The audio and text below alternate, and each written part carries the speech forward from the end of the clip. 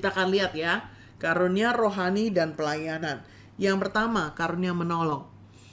Kemampuan untuk bekerja sama dan mendukung usaha-usaha pelayanan orang Kristen lainnya. Ya, karunia menolong ini kemampuan untuk kerjasama. Jadi dia punya nih ide gitu ya, gimana caranya ya supaya pelayanan ini sama pelayanan ini bisa digabungkan, bisa dikembangkan gitu ya. Atau juga misalnya di dalam pelayanan ibadah raya ya, saudara ngelihat, wah nih si ini lagi butuh misalnya nih, ini lagi butuh air minum. Nah, kita tanpa disuruh, tanpa diminta, berinisiatif untuk menyiapkan. Ini contohnya gitu, ya. Nah, itu karunia menolong. Kedua, karunia memimpin. Ini jelas ya.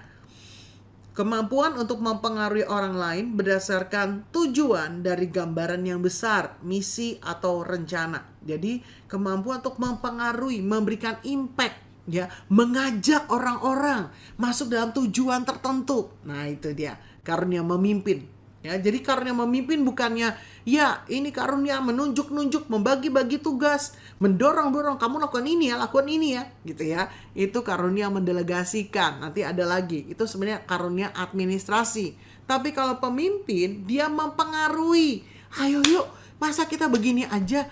Ayo yuk, kita naik levelnya lebih lagi. Kita harus jadi mempelai loh, misalnya gitu, ya. Keramah tamahan, kemampuan untuk membuat orang lain kerasan, disambut, diperhatikan, hospitality, ya. Ini dia tahu persis nih apa yang perlu dilakukan. Saya pernah melayani di beberapa kota, ada orang-orang yang memang punya karunia keramah tamahan atau hospitality. Jadi dari disambut dari awal ya sampai dijemput dari bandara sampai udah gitu hari terakhir kembali lagi ke bandara, saya merasa kerasan banget gitu ya, merasa feel at home gitu ya, merasa kayak saudara gitu saudara ya. Bahkan oh ya perlu ini ya Bu ya, sudah disiapin Bu ini tisunya, ini air minumnya, misalnya seperti itu. Kenapa? Karena dia punya kemampuan untuk menyambut, memperhatikan ya, dan memberikan pelayanan gitu. Nih keramah tamahan nih saudara ya. Sebaliknya ada juga orang yang pernah di satu kota, kalau nama kota rahasianya, nama kotanya rahasia, nama orangnya juga rahasia. Nah, saya melayani di sana, saya dijemput dari hotel untuk melayani khotbah di tempat ibadah di gereja. Ya, saudara, sepanjang di mobil udah hampir nggak ada pembicaraan. Ya, dia cuma bilang, Bu Indri udah makan, udah Bu, gitu. Udah diem beberapa menit, terus udah berapa kali ke kota ini? Oh, sekian kali Bu. Udah saya diem, dia diem gitu saudara ya. Kenapa? Karena memang gak punya karunia itu gitu. Jadi diem-dieman kebanyakan gitu ya. Nah, kalau toh setelah itu kita makan bersama pun dia gak banyak ngomong, dia diem juga gitu. Ya paling udah mau pesen apa, pesen ini ya, ini enak, ini udah diem gitu ya. Tapi orang yang punya karunia keramah tamahan, dia punya ide gitu saudara ya, untuk ngajak ngomong ya, untuk memberikan kehangatan sehingga kita merasa seperti saudara dan keluarga. Yang keempat, karunia pelayanan. Kemampuan untuk mengenali dan memenuhi segala kebutuhan praktis orang lain ya. Jadi dia punya kemampuan. Jadi apa sih yang dibutuhkan tanpa diminta, dia berinisiatif. Dia punya karunia itu ya, melihat kebutuhan seseorang dan dia lakukan itu ya, memenuhi kebutuhan praktis. 5, administrasi. Kemampuan untuk mengkoordinir dan mengelola orang dan proyek. Nah, administrasi ini bukannya tenaga admin gitu saudara. Oh, administrasi di kantor, mencatat ya, barang masuk, barang keluar. Bukan. Administrasi ini dalam bahasa Inggrisnya administrator. Ya, orang yang punya kemampuan dia mengkoordinasikan. Wah, kita mau pergi retreat nih, ya. Berarti bagaimana? Oh, si ini pendaftaran, ya. Lalu yang bagian bendaharanya yang ngurusin pendaftaran pembayaran siapa? Nanti ini ada tim advance yang berangkat dulu. Pembagian kamarnya gimana? Ya, nanti ada pembicaranya gimana? Nah, orang yang bisa mampu untuk mengkoordinasikan ini sehingga semua berjalan dengan baik, itu adalah orang yang punya karunia administrasi. Ya, kalau dia tidak punya karunia administrasi, berantakan saudara. Ya, timnya bingung, pesertanya bingung, panitianya bingung gitu saudara. Ya, nah 6. Membedakan kemampuan untuk memandang apakah tindakan seseorang berasal dari Allah, setan, atau sekedar sumber manusiawi saja. Jadi ini kayak discernment spirit, saudara. Jadi waktu saudara bertemu dengan seseorang, ya Tuhan kasih kemampuan. Oh, ini nih motivasinya kayaknya nggak bener nih, gitu ya. Ini bukannya asumsi, saudara. Bukannya kita menghakimi, enggak. Tapi tiba-tiba Tuhan kasih karunia itu. Tiba-tiba Tuhan kasih pengertian itu. Ya, waktu kita ketemu dengan seseorang misalnya, tiba-tiba rasanya nggak sejahtera. Kita lihat mukanya gitu ya. Wah, ini kok kayaknya ada ikatan kuasa gelap gitu. Jadi bukannya kita menghakimi, saudara. Kita seperti langsung dapat karunia seperti itu. Ya, nah makanya ini harus dikembangkan lebih lanjut dengan konseling, ya, sehingga untuk membuktikan apakah yang kita dapatkan itu dari Tuhan atau cuma sekedar kita menghakimi atau kita menilai. Ya, ketujuh, iman. Kemampuan untuk percaya kepada Allah dengan penuh keyakinan akan hal-hal yang tidak nampak, akan pertumbuhan rohani, dan akan penerimaan kehendak Allah. Jadi yang gak kelihatan, yang belum nampak, ya, yang belum jelas, tapi saudara percaya, saudara dengar dari Tuhan, saudara pegang firman Tuhan, itu karunia iman. Ya, makanya iman ini tidak boleh iman yang istilahnya tuh yang nekat, bukan, ya. Tetapi harus punya dasar mendengar suara Tuhan, harus punya dasar firman Tuhan, ya. Jadi nggak bisa gini, saya punya iman, saya punya rumah di Kutub Utara. Lah, dengarnya dari mana? Gitu saudara. Kalau nggak dengar firman Tuhan, ya nggak bisa bilang seperti itu, gitu saudara. Nanti repot gitu ya. Bisa juga, oh saya punya iman, saya nggak naik motor, saya naik mobil. Lah, dengarnya dari mana? Karena iman timbul dari pendengaran akan firman Tuhan. Jadi kita nggak bisa mencomot imannya, ya, mengklaim imannya, padahal tidak ada dasar firmannya. Ya, yang kedelapan, karunia memberi. Kemampuan untuk dengan sukacita dan murah hati memberikan sumber-sumber yang ada pada dirinya demi pekerjaan Allah. Dia seneng banget gitu ya, murah hati banget ya. Tapi ini karunia memberi, kalau tidak didampingi dengan karunia membedakan, ini dia saudara, ya, apa yang terjadi? Karunia memberinya bisa dimanfaatkan orang lain. Nah ini saudara ya, harus hati-hati ya. Nanti ada orang yang berbelas kasihan, aduh bu, ibu tolong saya lah bu, saya butuh banget bu, gitu ya. Butuhnya butuh apa gitu. Kalau kita gak punya karunia membedakan, kita kasihan, kita memberi. Kita kasihan, kita memberi. Padahal kita dimanfaatkan. Ada gak? Banyak ya. Makanya kalau saudara punya karunia memberi yang dominan, berdoa. Minta karunia membedakan roh supaya saudara tahu ini memang yang Tuhan suruh untuk memberi atau ini bukan yang Tuhan suruh untuk memberi, atau orang memanfaatkan kita. Ya, puji Tuhan. Yang ke-9, kemurahan hati. Kemampuan merasa empati, belas kasihan yang tulus dengan cara untuk membuahkan upaya pembebasan yang praktis atas luka, kesakitan, dan penderitaan orang. Nah, biasanya orang yang punya karunia bermurah hati itu gampang banget hatinya tersentuh. Ya, gampang banget bisa merasakan, aduh dia kesepian ya, dia luka ya, dia sedih ya. Itu gampang banget, saudara. Ya. Dan biasanya kalau orang punya karunia kemurahan hati, ditambah dia punya karunia memberi, lengkaplah. Kenapa? Karena gak cuma kasihan, tetapi ada tindakan nyatanya untuk membantu, ya. Atau dia punya karunia melayani, ya. Dia bermurah hati, ada tindakan nyatanya, dia layani, dia tolong, misalnya gitu. Jadi gak cuma sekedar kasihan saja, bukan cuma perasaan doang, ada actionnya gitu. 10. Karunia hikmat.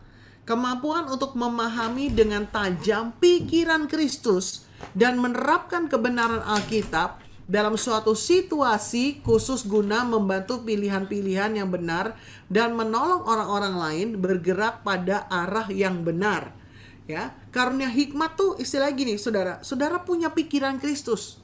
Jadi ada sesuatu, ada kondisi tertentu, saudara bisa langsung menangkap pikiran Tuhan tuh apa di dalam situasi itu. Ya, sehingga kita bisa mengambil keputusan yang tepat. Kita bisa menolong orang dengan tepat, mengarahkan juga dengan tepat karena karunia hikmat. Nah, ini penting, saudara. Ya, kita punya karunia hikmat, saudara. Yang ke-11, karunia mendorong, encourager, ya, memotivasi, menyemangati, menasehati. Nah, itu sama tuh. Kemampuan untuk memakai suatu pendekatan yang logis, sistematis terhadap pendalaman Alkitab dalam menyampaikan kebenaran praktis secara nyata kepada tubuh Kristus. Jadi yang kita sampaikan tuh firman Tuhan, saudara. Jadi bukannya ayo semangat ya, semangat gitu. Ayo maju. Nggak cuma itu, saudara. Tapi harus firman yang saudara sampaikan, ya. Jadi saudara bilang ayo semangat. Kenapa? Karena roh dalam diri kamu lebih besar dari masalah apapun. Nah, gitu, saudara. Ya, jadi harus jelas diarahkan dari firman. 12, mengajar. Kemampuan untuk menyampaikan secara tepat kata-kata dorongan, tantangan, atau teguran dalam tubuh Kristus. Jadi tepat, teratur, sistematis, itu biasanya tuh, saudara. Kalau karunia mengajar, sehingga orang yang tidak tahu menjadi tahu, ya, tidak mengerti menjadi mengerti. Kalau kita punya karunia mengajar. 13, gembala. Kemampuan untuk mengambil keputusan bagi pertumbuhan rohani dan komunitas Kristen dari sekelompok orang beriman. Jadi orang yang punya karunia gembala, itu dia akan mengambil tanggung jawab. Aduh, gimana ya untuk pertumbuhan rohani? Masa nih rohaninya begini aja, gimana ditingkatkan? Wah, ini ada yang punya problem, gimana didampingi? Ini yang lagi mungkin bergumul dalam satu persimpangan jalan, gimana ini bisa dituntun supaya rohaninya berkembang, supaya masuk dalam rencana Tuhan, dalam panggilan Tuhan. Nah, itu karunia gembala itu, saudara. Yang ke-14, rasul. Kemampuan merintis pelayanan-pelayanan, menyediakan kepemimpinan rohani atas sejumlah gereja atau komsel, nah, sehingga menghasilkan pelayanan yang berbuah. Jadi pokoknya yang namanya merintis pelayanan, kemudian menetapkan orang untuk jadi leader, itu adalah rasul, ya. Baik, 15, misionaris. Nah, ini dia bedanya. Kemampuan untuk melayani secara efektif dalam kebudayaan di luar kebudayaan Anda. Jadi kalau misionaris itu pasti diutus keluar yang beda budayanya. Pastor Benny, ya, Pastor Benny, Pastor Lia itu, ya, Pastor Aven, ya, itu misionaris tuh, saudara. Kenapa? Karena melayani budaya yang berbeda. Pastor Endit, Pastor Widya, itu misionaris, ya. Kenapa? Karena melayani di budaya yang berbeda, di Korea, gitu, saudara, ya. Jadi kita perlu lihat di mana saja, nggak usah harus di luar negeri, di dalam negeri pun. Misalnya maaf, kita dari Sumatera Utara, saudara melayaninya tuh di daerah yang banyak orang-orang Sunda misalnya, saudara justru sudah jadi misionaris di situ, ya. Jadi nggak usah konsepnya misionaris tuh harus luar negeri, tetapi beda budaya itu sudah misionaris. 16, nubuat. Kemampuan untuk dengan berani menyatakan kebenaran dari Allah, tidak peduli kepada akibat-akibatnya demi memanggil umat untuk hidup benar. Jadi karunia bernubuat pokoknya berani menyampaikan kebenaran, ya. Tetap harus diuji, mendatangkan damai sejahtera, membangun, menasihati, menghibur, ada konfirmasi, ya. Ingat, karena nubuat termasuk dari salah satu cara Tuhan berbicara. 17. Nah, ini dia, udah mau selesai. Penginjil. Nah, kalau penginjil itu lebih ke one-on-one, satu persatu. Kemampuan untuk membagikan kabar baik tentang Kristus kepada orang lain, ya, yang belum terima Tuhan Yesus atau belum percaya. Jadi kalau penginjil pasti ngomong kepada orang yang belum percaya. Lebih kepada satu orang kepada satu orang. Itu penginjilan, ya. Seperti itu. Kalau misionaris beda budayanya. Nah, apakah bisa, Bu? Beda budaya tapi orang ini juga belum percaya. Bisa, bisa. Jadi waktu dia berfungsi sebagai misionaris di beda budaya, fungsi yang dia lakukan apa? Penginjilan. Kenapa? Karena ketemu sama orang yang non-Kristen, ya. Jadi seperti itu. Tadi ada yang bertanya bedanya misionaris sama penginjil. 18. Syafaat. Kemampuan untuk berdoa dalam kurun waktu yang panjang secara berkala. Jadi orang yang punya karunia syafaat tuh kan doanya panjang, detail gitu saudara ya. Dan terus secara berkala, terus menerus gitu ya. Ada orang yang berdoa tertentu saja, lalu 2-3 hari udah nggak didoain lagi. Nah ini bukan syafaat gitu saudara. Tapi kalau syafaat, dia berdoa untuk topik yang sama dalam waktu yang lama dan juga panjang ya. Bisa 4 bulan, bisa 4 tahun, bisa 10 tahun dia doain, terus doain, terus doain, terus ya, sehingga dia seringkali menemukan jawaban yang khusus. Ya, seringkali Tuhan kasih pernyataan-pernyataan yang khusus tentang yang didoa syafaatkan. Wow, puji Tuhan. Sampai sini dulu saudara. 1 sampai dengan 18. Ini dia urutannya. Apakah ada pertanyaan? Yang jelas lambaikan tangan. Haleluya. Puji Tuhan. Nah, silakan kalau mau ada pertanyaan, saudara boleh ketik di chat atau saudara mau nanya langsung. Iya. Yang mau tanya langsung boleh buka mic-nya.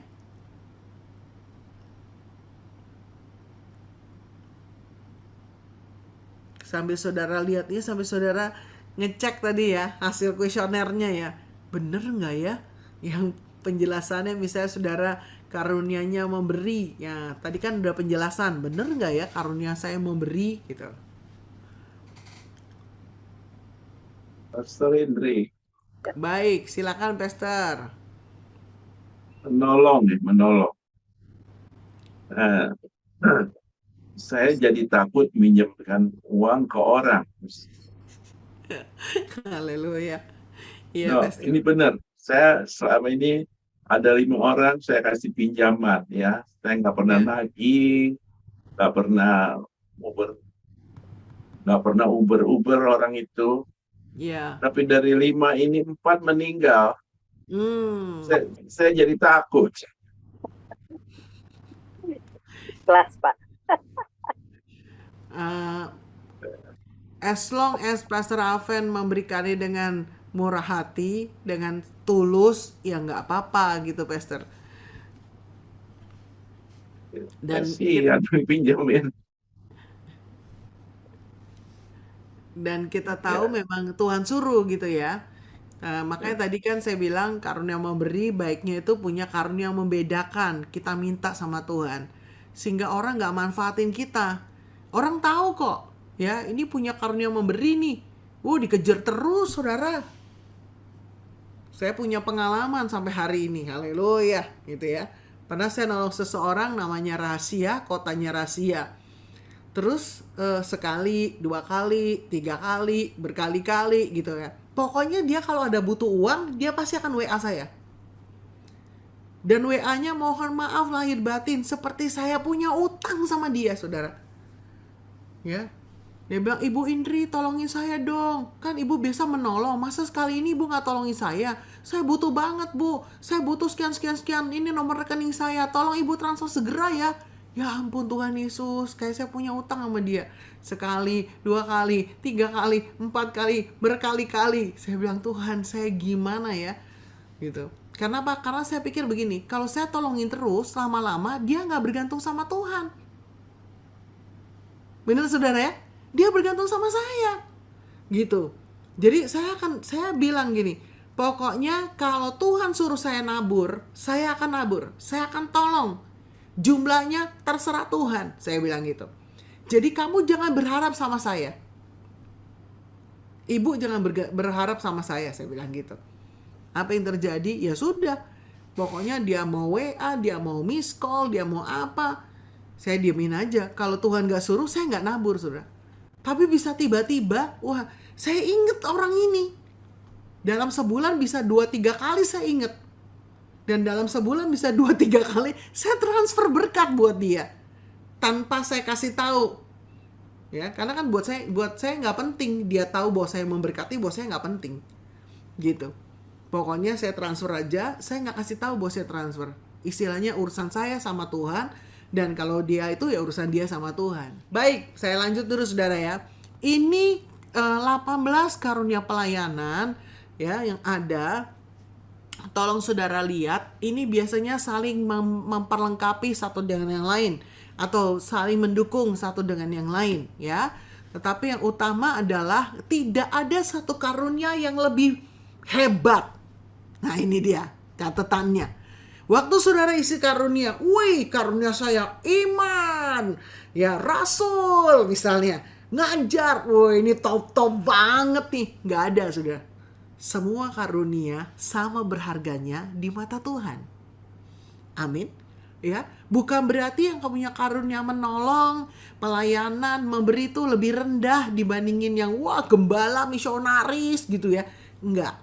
Semua punya porsi yang sama berharganya di mata Tuhan. Ini harus ada dalam pikiran saudara. Supaya kita nggak sombong. Ya, begitu isi karunia, wah saya dong mimpin, ya rasul, gembala misalnya atau apa gitu. Enggak. Kita semua sama. Justru pertanyaannya, kalau saudara udah punya karunia tersebut, saudara lakuin nggak pelayanan saudara sesuai dengan karunianya? Saudara aktifkan nggak karunianya? Nah, tak lihat contohnya nih, misalnya di sini ada Ibu Vivi. Dia mulai dengan Kul Umas, ya. Dia punya, saya tahu dia pasti punya karunia selain syafaat, punya karunia rasul gitu saudara ya. Ini gimana nih umasnya nih supaya Kul Umasnya nih jadi 2 umas, jadi 2 kul misalnya gitu ya. Nah ini mulai dibina sini, dikembangkan ini, ayo didorong ini jadi gembala kulnya.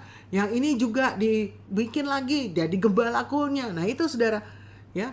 Apakah yang punya karunia rasul itu lebih hebat daripada karunia pelayanan? Enggak. Setiap kita sama berartinya. Contoh tubuh Kristus. Apakah mata kita lebih penting daripada jari telunjuk? Enggak. Ya. Apakah telinga kita lebih penting daripada mulut? Enggak. Semua sama pentingnya. Ya.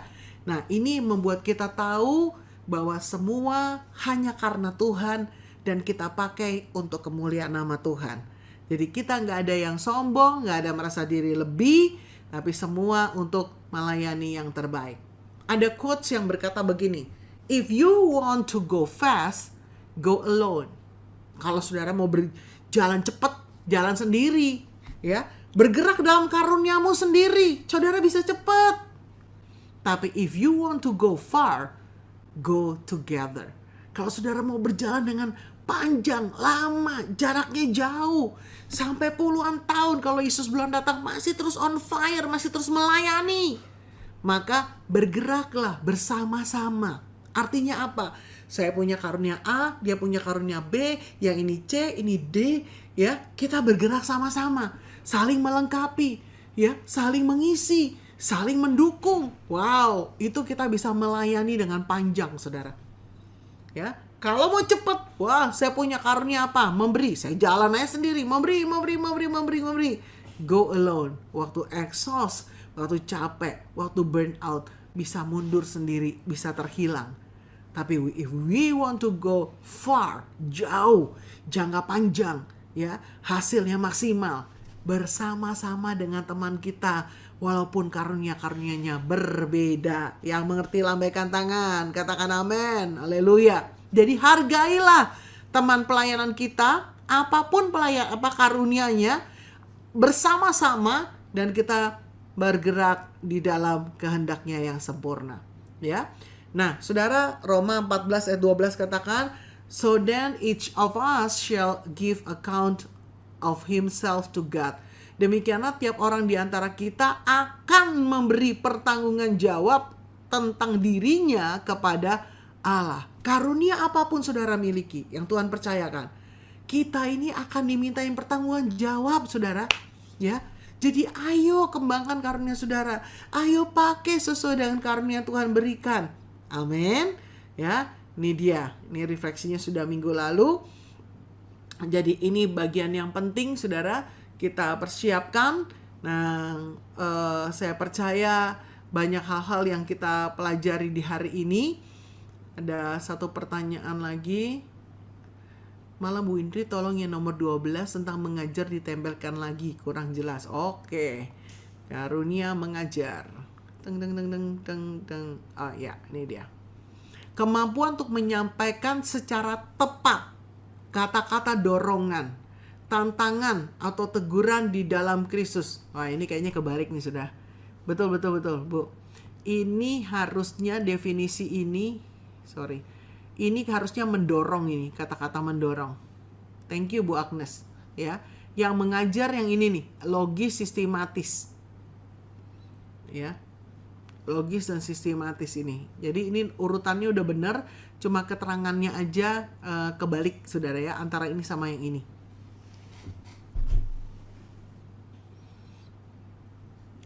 Ada pertanyaan satu lagi di chat. Bagaimana kita membedakan orang tersebut menyampaikan hikmat Tuhan atau ide dari diri sendiri? Nah, ini keren nih. Dan kalau itu hikmat, adakah tanda-tanda itu membuat kita mendengar atau harus jalankan? Ibu Lydia, JDC. Bapak Ibu, kalau misalnya kita boleh melihat membedakan itu hikmat dari Tuhan atau tidak, ya kembali lagi adalah saudara uji apakah itu sesuai dengan firman Tuhan. Ya. Apakah itu sesuai dengan firman Tuhan? Lalu kemudian mendatangkan damai sejahtera atau tidak? Jadi kembali ke pelajaran yang mendengar suara Tuhan tuh saudara. Ya, hikmat dari Tuhan itu pasti sesuai dengan firman Tuhan. Jadi kalau kita lihat, kok nggak sesuai firmannya? Ya sudah, nggak usah diikutin gitu. Ya, karena kan hikmat Tuhan berarti harus sesuai dengan firman Tuhan. Seperti itu. Ya, puji Tuhan, haleluya. Baik. Saya akan closing saudara. Jadi kembali lagi ini masalah hati ya. Jangan sampai kita nggak beres mengenai hati. Sehingga apa? Kalau kita hatinya nggak beres yang kayak ini ya, karunia saudara tidak akan menghasilkan buah. Ya, ingat ini kembali. Makanya ini jadi PR buat kita. Beresin hati supaya hati seperti tanah subur. Karunia kita juga menghasilkan buah, jelas.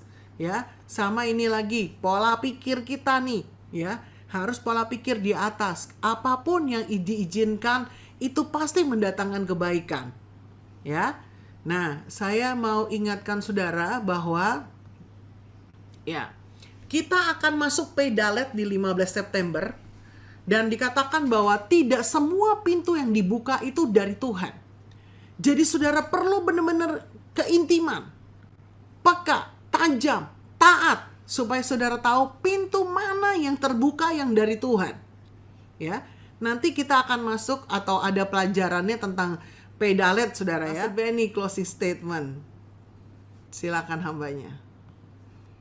Salam Bapak Ibu Saudara, berapa yang diberkati dengan pengajaran pagi ini, lambaikan tangan semuanya, tepuk tangan buat Tuhan Yesus. Thank you Bu Indri, haleluya. Bapak Ibu Saudara, sekedar mengingatkan ini adalah leadership ya, leadership next level. Pengajaran yang kita sampaikan adalah tentang leadership. Seperti tadi yang Bu Indri sampaikan, if we want to go fast, you can go by yourself. But if you want to go far, we have to go together. But you know what? We want to go fast and to go far. Gitu, kita pengen cepat karena waktunya singkat and go far, gitu ya. Nah, salah satu supaya kita bisa go fast and go far, mengerti karunia kita, Bapak Ibu Saudara. Leader yang efektif, leader yang dipakai Tuhan tuh ngerti karunia yang ada di dalam hidupnya. Contoh Bapak Ibu Saudara, waktu Musa diutus Tuhan untuk membebaskan bangsa Israel, Musa argue sama Tuhan, Tuhan aku nggak bisa apa-apa. Simple aja Tuhan ngomong, what is in your hands? Itu pertanyaannya Tuhan sama Musa. Apa yang ada di tanganmu? Justru dengan tongkat yang Musa miliki itu laut merah terbelah, air tawar, air asin jadi tawar, banyak mujizat. Jadi Tuhan tuh selalu memakai karunia apa yang dalam hidup kita. Gimana Daud mengalahkan Goliat? Nggak pakai senjatanya Saul. Nggak pakai perisainya Saul, pakai yang selama ini Daud pakai, yaitu ketapel, slingshot, ya. Kalau orang Semarang bilang plenting, saudara. It's so simple. Tapi itu yang dimiliki oleh Daud, itu yang dimiliki oleh sang jenderal, sang raja ini, saudara-saudara. Nah, apa yang dimiliki oleh Yusuf? Mengartikan mimpi. Dari kecil kan suka mimpi. Gimana dia bisa sampai ke istananya Fir'aun? Karena dia mengartikan mimpi, karunia-nya mengartikan mimpi. Daniel menjadi penasihat 4 raja. Bukan karena dia angkat pedang, dia perang, enggak. Karena dia menjadi penasihat, punya hikmat yang luar biasa. Jadi pastikan, thank you Bu Indri, thank you yang sudah memberikan tes kepada kita, supaya setiap kita ngerti di sini, karunia kita ini apa? Kekuatan kita ini apa? Jangan tiru orang lain, jangan copy orang lain. Saudara pasti diberikan seperti Musa punya tongkat, saudara diberikan mungkin ketapel, slingshot seperti Daud. Gunakan itu, setia mengerjakan, minta urapan Tuhan, saudara pasti mengalami breakthrough, terobosan. Kebanyakan pemimpin tidak bisa lari kencang, tidak berhasil karena coba mengkopi orang lain, pakai senjatanya orang lain, pakai karun. Oh, aku pingin seperti ini, aku pingin sih. It's not going to work, saudara. Jadilah seperti yang Tuhan maui. Karunia kita, semua yang Tuhan sudah deposit dalam hidup kita, kita gunakan, kita minta urapannya, dan saya percaya pelayanan kita, leadership kita akan dipakai Tuhan dengan dahsyat. Segala puji hormat kemuliaan bagi Tuhan. Thank you Bu Indri, God bless you. Tuhan